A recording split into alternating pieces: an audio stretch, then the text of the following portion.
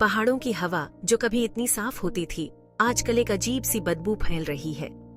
ये बदबू है भ्रष्टाचार की, एक ऐसा सड़न जो बड़े बड़े दफ्तरों से लेकर छोटे छोटे गांवों तक फैल चुका है। हम इसे बहुत सालों से सहते आ रहे हैं। हमने देखा है कि कैसे दार्जिलिंग के लिए, हमारे बच्चों और हमारे भविष्य के लिए हमारे सपने लालच और धोखे में डूब गए हैं। विकास के पैसे जो स्कूलों और अस्पतालों के लिए होती है, गायब हो जाती है। सड़कें टूट जाती हैं। हमारे लोग जो तरक्की चाहते हैं, उन्हें सिर्फ खोखले वादे ही मिलते हैं।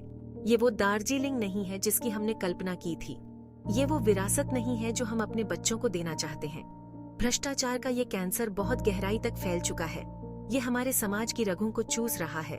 ये हमारी खामोशी, हमारे डर और आंखें फेर लेने की हमारी आदत पर पलता है। लेकिन खामोशी, जैसा कि हम जानते हैं, एक ऐसी विलासिता है जिसे हम अब और बर्दाश्त नहीं कर सकते। अब समय आ गया है आवाज उठाने का, बेहतर की मांग करने का, दार्जिलिंग की आत्मा के लिए लड़ने का। अपनी खामोशी की कीमत हमने चुकाई है। हम ये अपने बच्चों के चेहरों पर देखते हैं, जिनसे शिक्षा और स्वास्थ्य का अधिकार छीन लिया गया है। हम इसे अपने घरों में छाए निराशा के बोझ में महसूस करते हैं।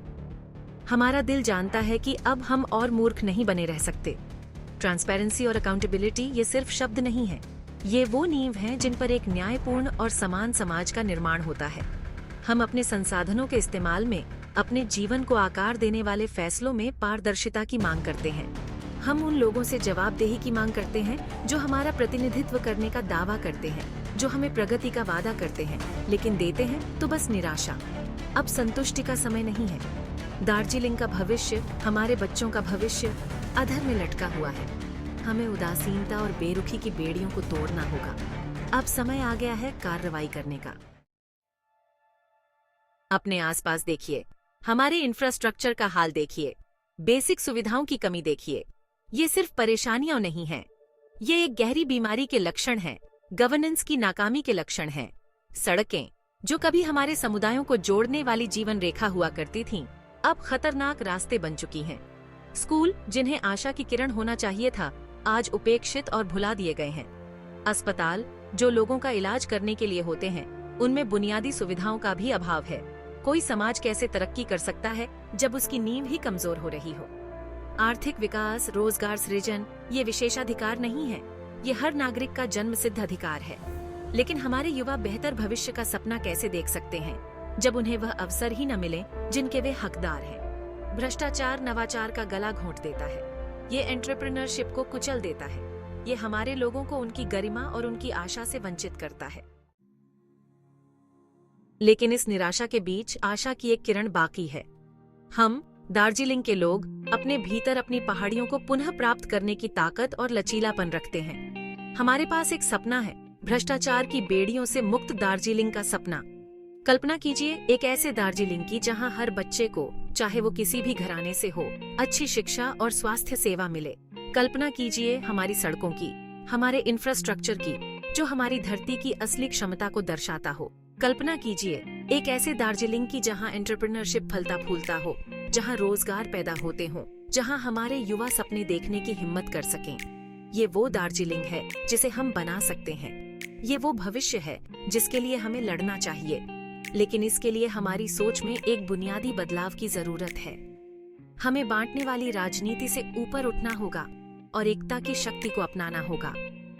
हमें उन लोगों को नकारना होगा जो हमारे मतभेदों का फायदा उठाना चाहते हैं, और एक साथ खड़े होना होगा, दार्जिलिंग के प्रति अपने प्यार में एकजुट होकर। The power of many. आगे का रास्ता आसान नहीं होगा। भ्रष्टाचार की जड़ें बहुत गहरी हैं, लेकिन हम लोग ही असली ताकत हैं। हमारी सामूहिक आवाज, हमारा अटूट दृढ़ संकल्प पहाड़ों को भी हिला सकता है। हमें हर स्तर पर गवर्नेंस में ट्रांसपेरेंसी और अकाउंटेबिलिटी की मांग करनी होगी। हमें अपने चुने हुए प्रतिनिधियों को उनके कार्यों के लिए जिम्मेदार ठहराना होगा। हमें नेताओं को चुनना होगा जो निजी स्वार्थ के बजाय लोगों की जरूरतों को प्राथमिकता दें। भ्रष्टाचार के खिलाफ लड़ाई सिर्फ नीतियों या नेताओं को बदलने के बारे में नहीं है, ये खुद को बदलने के बारे में है।